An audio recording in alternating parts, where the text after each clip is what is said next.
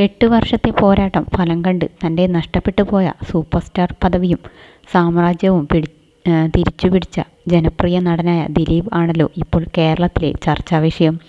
8 വർഷം നീണ്ട നിയമ പോരാട്ടങ്ങൾക്കൊടുവിലാണ് തൻ്റെ നിരപരാധിത്വം തെളിയിച്ച് അദ്ദേഹം വീണ്ടും ജനങ്ങൾക്കിടയിലേക്ക് ഇറങ്ങുന്നത്. വിധി വന്ന അടുത്ത ദിവസം തന്നെ ദിലീപ് തൻ്റെ യാത്രകളിൽ കൂട്ടായി ഒരാളെയും കൂടെ കൂട്ടിയിരിക്കുകയാണ്.